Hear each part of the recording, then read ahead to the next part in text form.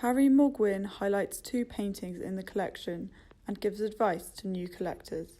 That's a good question. We need to see more new collectors, but I think there's a phenomenal value in the art market at the moment that isn't being tapped into enough. I mean, beyond the headlines of contemporary art being very expensive, a lot of non-contemporary art is incredibly affordable. And I think, the Victorian period, which is what this collection has touched on, and which primarily I don't deal in. I mainly deal in the 20th century, which is quite a commercial market.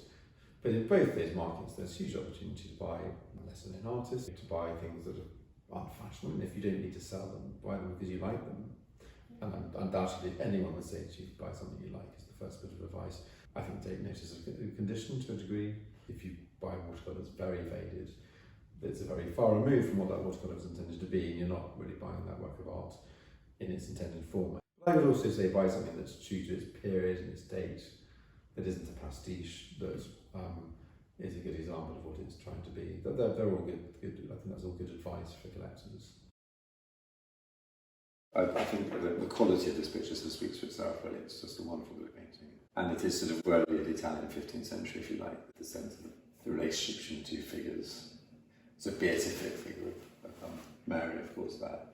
But also very, very human, very real, not overly idealised. It's a Royal Academy exhibit of hers from the late 1930s. So, it's quite a late picture. You could argue it's quite old-fashioned for the period. But lots of artists were still looking at the late Romantics in the 30s.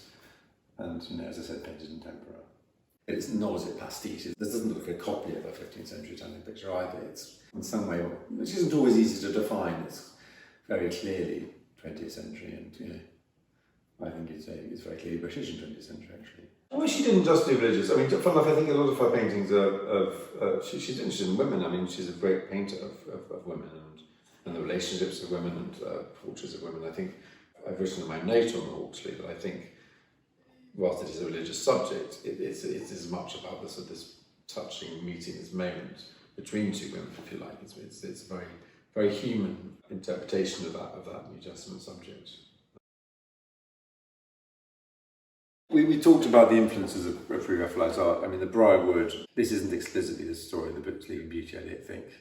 But the story of the Sleeping Beauty is quite an influential one in Victorian imagery. There's a Tennyson poem called The Daydream, the brothers Grimm wrote about it. There are tiles that William Morris created based on the theme, and then perhaps one of the most famous series of paintings in all Victorian art is the Briar Rose series at Farringdon, at Buskers and Farringdon, which is this amazing set of paintings by Burne Jones of essentially the Sleeping Beauty in her quarter. The Briar Rose, which of course is built up around the Sleeping Beauty, and it's this great image. And I think the idea of the whole thing being a decorative thing appealed to other artists, and I mean, this is just a beautiful bit of painting of that type. Hinchcliffe, it's a pretty, not a big name at all, but it's technically a very fine bit of painting, wonderful condition, lovely colours, beautifully decorative and full bloom. I call it the Briarwood, right? I mean, but there's quite a lot of thorn in amongst it. I mean, I suppose there's the bit that is primarily the thorn bit. It's sort of building up, and there's a sense of it being a tangle of it all. Quite a lot of rose coming around the edge. This sort of impenetrable wood like this, that is both part of the story, but is also a very decorative thing in the eyes of these artists, Visit the full exhibition at Six Masons Yard until the 28th of October.